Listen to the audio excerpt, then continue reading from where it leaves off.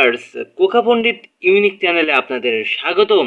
আজ আপনাদের জন্য এমন একটি টোটকা নিয়ে আসলাম যে টোটকার মাধ্যমে আপনাদের আর দুঃখ দুর্দশা থাকবে না, অর্থাৎ আর্থিক দুঃখ দুর্দশা থাকবে না।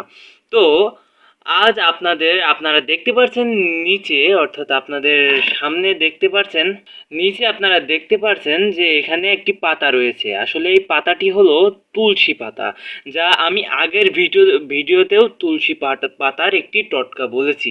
আমি বলেছিলাম যে শুধু তুলসী পাতাই আমাদের সুস্বাস্থ্য কামনা করে তাই না, এর অলৌকিক গুণাবলীও কিন্তু প্রচুর। তো যাই হোক, আজকে তুলসী পাতার আরেকটি এপিসোড আমি আপনাদের সামনে নিয়ে আসলাম। টাইটেল থাম্বনেল দেখে অলরেডি বুঝতে পারছেন যে আমি কি বলতে চাচ্ছি।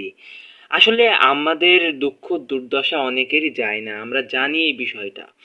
আসলে এর মূল কারণ হচ্ছে কিছু অলৌকিক শক্তি বা নেগেটিভ শক্তি বটে, এগুলা অনেক ঝামেলা করে। এখন আপনাদের যদি আমি বলি যে এইগুলোকে দূর করতে হবে, এখন আপনাদের মনে প্রশ্ন জাগতে পারে যে কি করে দূর করতে পারবো আমরা এটাই।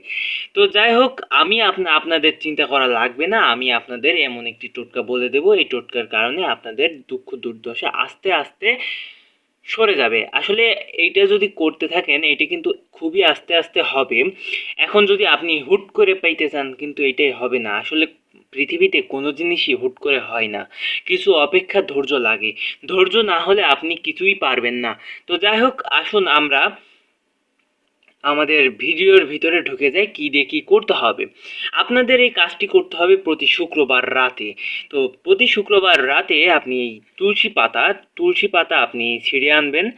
আনার পর তুলে আনার পর আপনি আপনার বালিশের তলে ঠিক ঠিক এইভাবে থুতে হবে। দেখুন আমি কিভাবে করলাম, দেখুন এইটা এমন করে, এই যে